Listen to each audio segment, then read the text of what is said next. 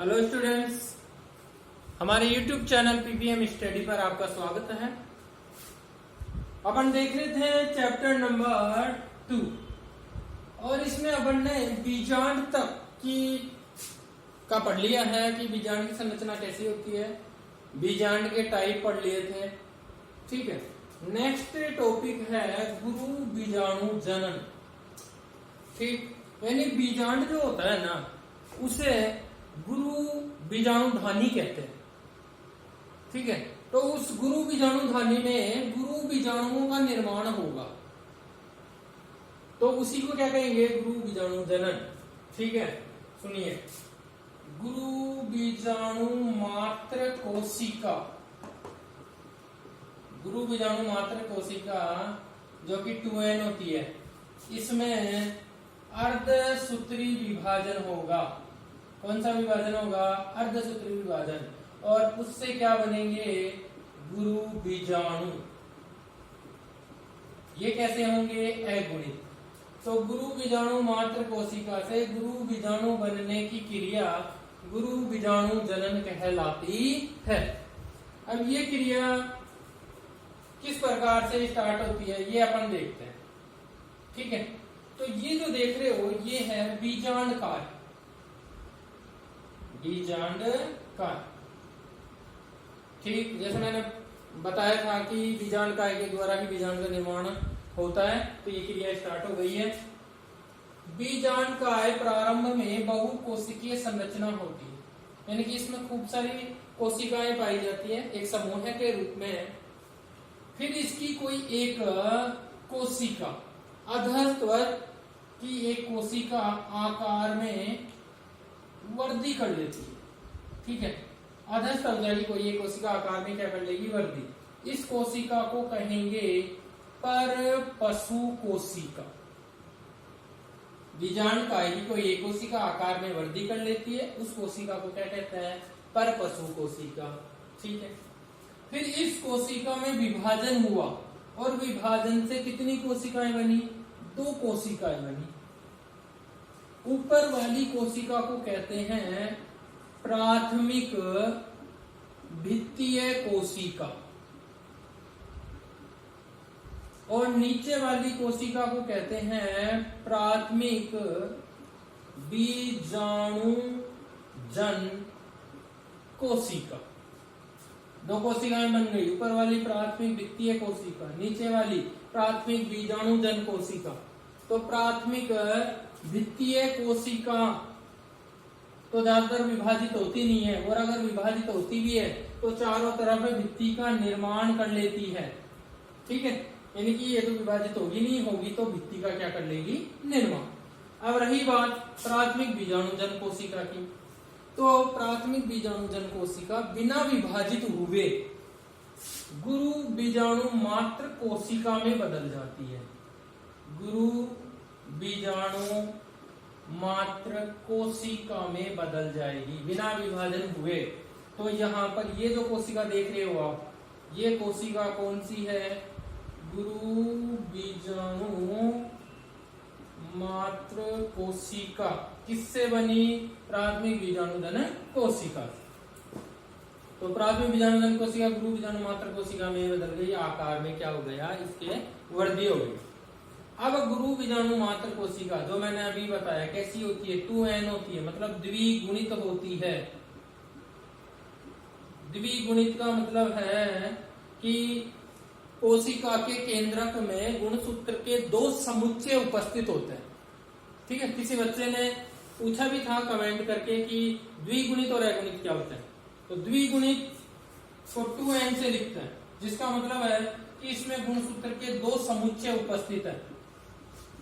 ठीक है, और अगुणित का मतलब है इसमें गुणसूत्र का एक ही समुच्चय उपस्थित है।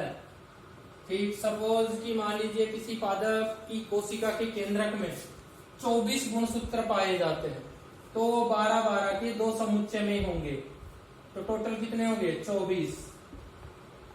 ठीक है, तो इसमें 12-12 के 2 समुच्चय उपस्थित है, तो ये कोशिका कौन सी कोशिका होगी? द्विगुणित। और अगर इसमें से एक ही समुच्चय उपस्थित हो, मतलब सिर्फ 12 ही गुणसूत्र उपस्थित हो, तब उसको क्या कहते हैं, अगुणित कहते हैं। तो गुरु बीजाणु मात्र कोशिका द्विगुणित कोशिका है। कैसी कोशिका है, द्विगुणित। इसमें होगा अर्धसूत्री विभाजन। मैं पहले भी बता चुका हूं, अर्धसूत्री विभाजन में एक कोशिका से 4 कोशिकाएं बनती हैं। और ये कैसे होता है, इस तरफ देखिए, ये कोई 2n द्विगुणित कोशिका है। इसमें अर्धसूत्री विभाजन फर्स्ट होगा पहले, तो उससे कोशिकाएं बनेंगी 2 और दोनों अगुणित होंगी। फिर इन दोनों में अर्धसूत्री विभाजन सेकंड होगा, जो समसूत्री विभाजन के जैसा होता। तो इससे 1 से 2 बनी, इससे 1 से भी कितनी बनेगी, 2 और अगुणित ही बनेगी सारी। तो कुल मिला के अर्धसूत्री विभाजन में द्विगुणित से 4 अगुणित कोशिकाओं का निर्माण होता है। सेम वही बात यहाँ पर है, गुरु बीजाणु मात्र कोशिका द्विगुणित है। कैसा विभाजन हुआ, अर्धसूत्री विभाजन। 4 केंद्रक बने, ठीक है, या यूं कहते हैं 4 गुरु बीजाणु बनेंगे। ये क्या है, चारों गुरु बीजाणु। कैसे हैं, अगुणित हैं। 4 गुरु बीजाणु बन गए, और 4 गुरु बीजाणु बनने की क्रिया क्या कहलाएगी, गुरु बीजाणु जनन। तो यहां तक की क्रिया हो गई गुरु बीजाणु जनन। अब इनमें से क्या हुआ कि 3 गुरु बीजाणु अपहासित हो जाएंगे, अपघटित हो जाएंगे, नष्ट हो जाएंगे। ठीक है, ये नष्ट हो गए, 3 अपहासित हो गए, सिर्फ 1 बचा। और वो 1 भी किस तरफ वाला बचेगा, निभाग की ओर वाला बचेगा। अब ये अपन पढ़ चुके हैं निभाग क्या होता है। ठीक है, ये जो अपन पढ़ रहे हैं ये प्रतीप बीजांड के हिसाब से पढ़ रहे हैं। अब मैं आपको बता देता हूं प्रतीप बीजांड, फटाफट बता रहा हूं। ये प्रतीप बीजांड है, 180 डिग्री के एंगल पर होता है ये। मतलब पूरा बीजांड जो है ना, वो बीजांड वरण से 180 डिग्री पर घुमा हुआ होता है। तो इसमें ये इस तरफ वाला ऊपर की ओर वाला भाग कौन सा होता है, निभाग होता है। ये नीचे की ओर वाला भाग कौन सा होता है, बीजांड द्वार होता है। ठीक है, ये लो, इस प्रकार की संरचना अपन ने देख ली थी। ये बीजांड का, ये भ्रूण कोश, ये अध्यावरण, ये सब पढ़ लिया था। तो निभाग प्रतीप बीजांड, कौन से बीजांड के हिसाब से पढ़ रहे हैं, प्रतीप। अच्छा, प्रतीप बीजांड के हिसाब से इसलिए पढ़ रहे हैं क्योंकि ज्यादातर आवर्त बीजी पादपों में प्रतीप बीजांड पाया जाता है। तो इसका निभाग किस तरफ हुआ, ऊपर की ओर। तो इसका मतलब जो गुरु बीजाणु 1 बचा, 3 तो अपहासित हो गए, 1 बचा ना, वो कौन सी ओर का बचेगा, निभाग की ओर का बचेगा। तो 1 गुरु बीजाणु बचा।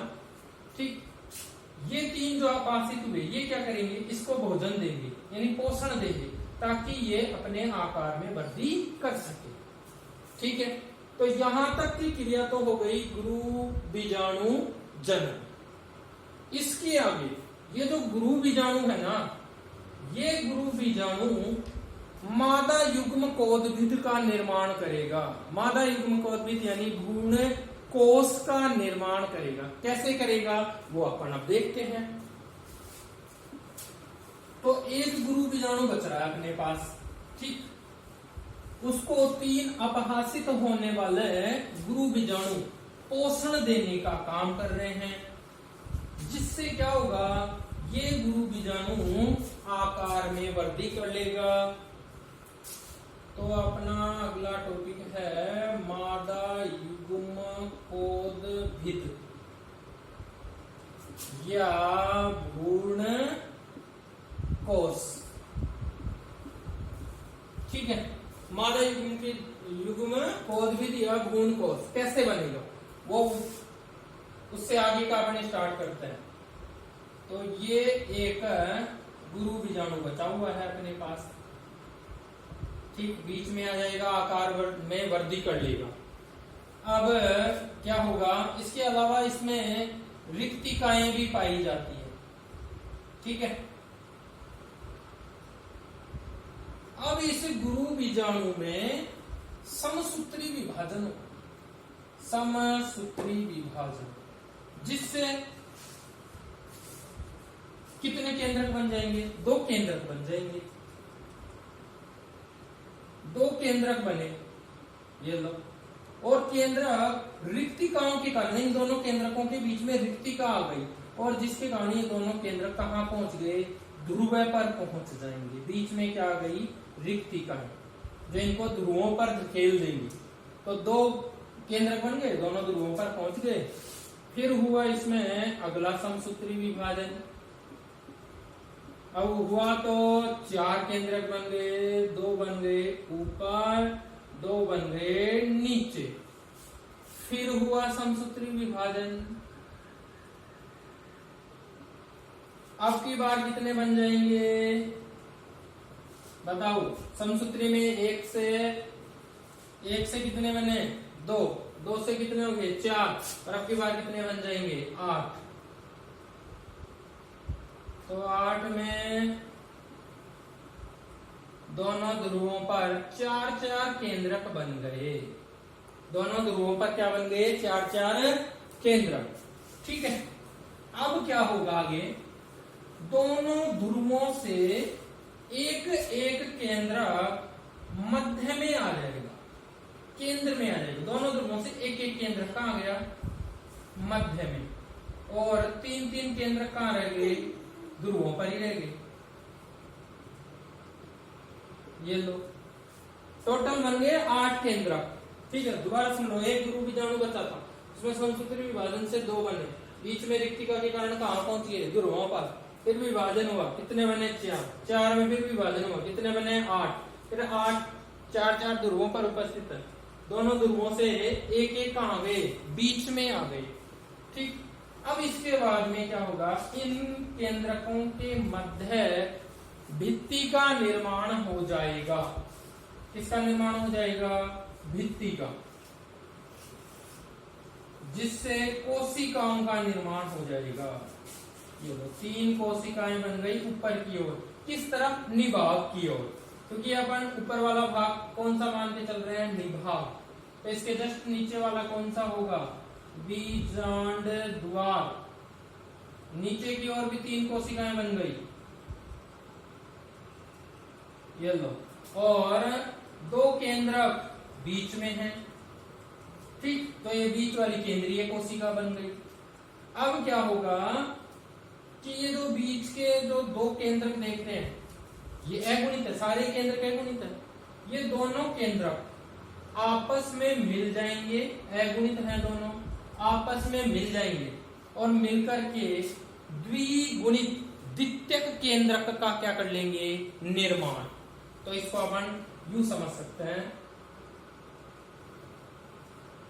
ये लीजिए,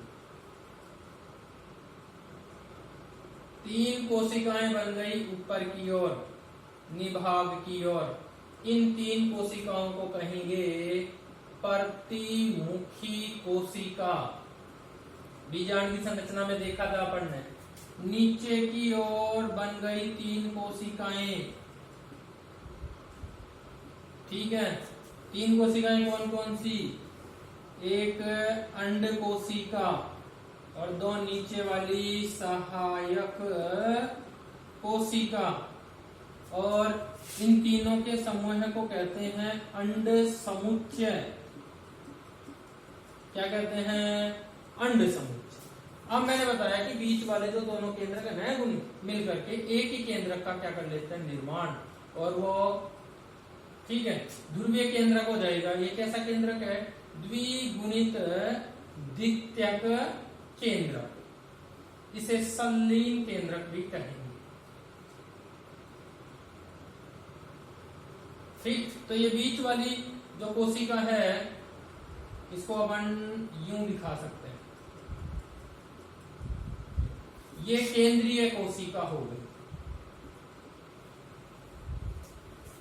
जो ये जो संरचना आप देख रहे हो, इसी संरचना को कहते हैं मादा युग्म कोदभिद, युग्म कोदभिद या भ्रूण कोश। ठीक है, इस पूरी संरचना को क्या कहते हैं? मादा युग्म कोश विधि या भ्रूण कोश। अच्छा, मादा युग्म कोश विधि क्यों कह रहे हैं? क्योंकि इसमें मादा युग्मक का निर्माण हो गया। मादा युग्मक किसको कहते हैं? अंड कोशिका को। अंड कोशिका मादा युग्मक है, और जब मादा युग्मक का निर्माण हो जाता है तो उस संरचना को क्या कहते हैं? मादा युग्म कोश विधि।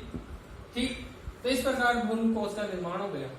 अब इस भ्रूण कोश में टोटल कितनी कोशिकाएं हैं? 7 कोशिकाएं। कितनी कोशिकाएं हैं? 7। और केंद्रक प्रारंभ में तो कितने होते हैं? प्रारंभ में तो कितने केंद्रक होते हैं?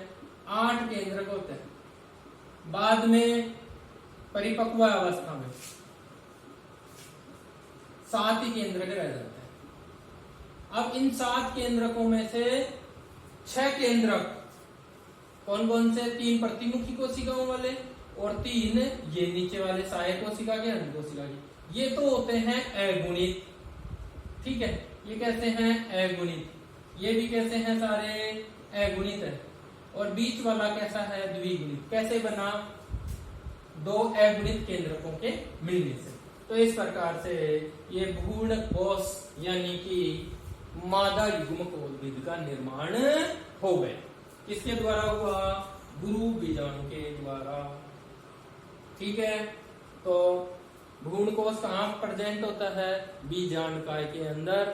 बीजांडकाय कहाँ होता है? बीजांड के अंदर। ठीक, एक बार फटाफट मैं बता देता हूं फिर से।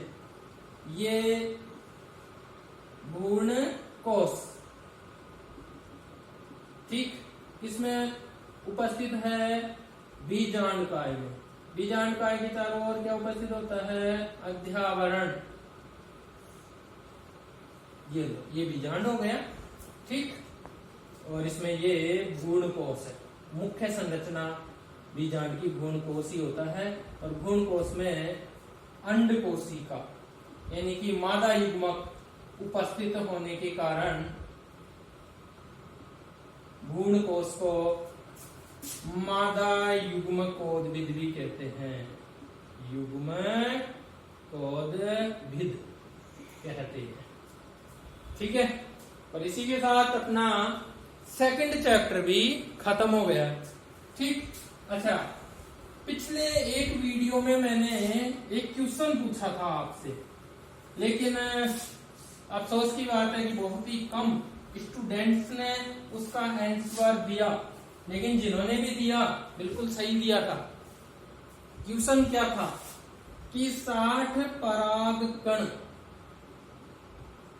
कितने अर्धसूत्री विभाजनों द्वारा बने? ठीक है, मैं बता देता हूं, अभी समझाया था कि एक अर्धसूत्री विभाजन से 4 पराग कण बनते हैं।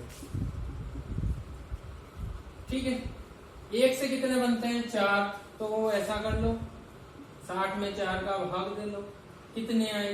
15। तो 15 अर्धसूत्री विभाजन द्वारा 60 परागकण बनेंगे। तो 1 से बनते हैं 4, तो 15 से कितने बनेंगे? 7। ठीक है, तो 60 परागकण 15 अर्धसूत्री विभाजन के द्वारा बनते हैं। तो ये सेकंड चैप्टर खत्म हो गया है। जो भी प्रॉब्लम्स आपको हो वो कमेंट बॉक्स में लिख सकते हैं आप। Thank you.